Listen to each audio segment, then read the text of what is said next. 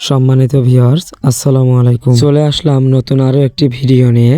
আশা করছি সবাই ভালো আছেন। সবার কাছে ক্ষমা চেয়ে নিচ্ছি, কেননা আমার ঠান্ডার কারণে গলাটা একটু দেবে গেছে, সেজন্য ভয়েসটা একটু খারাপ আসছে। আমার মুড়ি কাটা পেঁয়াজের বয়স আজকে 55 দিন। আপনারা দেখতেই পাচ্ছেন আমার গাছ কিন্তু একদম সতেজ রয়েছে। পাশের জমিতে গাছগুলো একদম পচে দেবে গেছে, কিন্তু আপনারা দেখতেই পাচ্ছেন আমার জমিতে কিন্তু মাথা পোড়া সেটা একদম নেই বললেই চলে। যেটা আছে সেটা খুবই সামান্য পরিমাণে। আমার এই জমিটিতে আজকে চতুর্থ স্প্রে দেওয়া হবে। 3 নাম্বার স্প্রেতে আমি কি ব্যবহার করেছিলাম আপনারা চাইলেই আমার ইউটিউব চ্যানেলে সেটার ভিডিও দেওয়া আছে, দেখে নিতে পারেন। আশা করছি আপনাদের কাজে আসবে। পেঁয়াজের বয়স আজকে 55 দিন। তো অলরেডি পেঁয়াজ নামা শুরু করে দিয়েছে। আশা করা যাচ্ছে আর 1 মাসের মধ্যেই পেঁয়াজগুলো উত্তোলন করার উপযুক্ত হয়ে যাবে। তো কালকে থেকে পেঁয়াজের যে কালি বা আমাদের এদিকে ছোটা বলি, তো সেগুলো আমরা ভেঙে দেব। দেখুন, একটা পেঁয়াজ থেকে কিন্তু 4টা 5টা 6টা পর্যন্ত হয়। তো আপনারা চেষ্টা করবেন পেঁয়াজ মুড়ি কাটা পেঁয়াজটা একটু সামান্য পাতল করে লাগানোর। এতে করে দেখবেন যে পেঁয়াজগুলো অনেক বড় বড় হবে।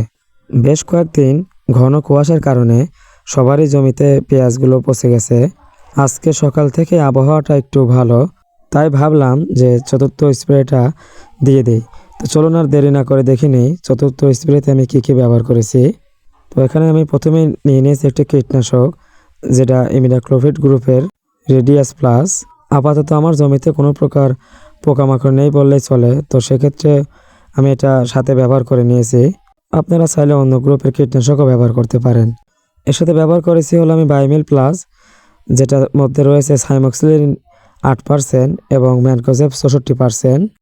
আপনারা যে কোনো একটা কোম্পানির পাউডার ব্যবহার করতে পারেন, তবে চেষ্টা করবেন 2টা গ্রুপের ছত্রাকনাশক একত্রে ব্যবহার করার, তাহলে এখন রেজাল্টটা একটু ভালো আসবে। তো এর সাথে ব্যবহার করেছি হলো আমি লোনা। 50 থেকে 60 দিন বয়সে পেঁয়াজের গাছে আমি লোনা ব্যবহার করলাম, কেননা এই বয়সেই লোনাটা অনেক ভালো কাজ করে। তো গতবারও আমি এই সময় ব্যবহার করেছিলাম, অনেক ভালো রেজাল্ট পেয়েছিলাম। অবশ্যই অরিজিনাল যে লোনা আপনারা সেটা ব্যবহার করার চেষ্টা করবেন। এর সাথে ব্যবহার করেছি ম্যাজিক ড্রপ।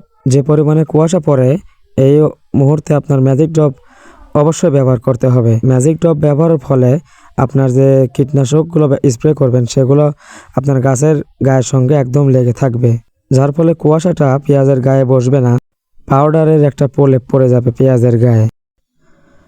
প্রতিটি ডামের মধ্যে আপনারা একটি করে ম্যাজিক ড্রপ ব্যবহার করবেন। ম্যাজিক ড্রপটা আপনারা সরাসরি ডামের মধ্যে পানি ভর্তি করে সরাসরি পানির উপরে দিয়ে দিবেন এবং ভালোভাবে নাড়াচাড়া করে নেবেন। তো আজকে এ পর্যন্তই। সবাই ভালো থাকবেন।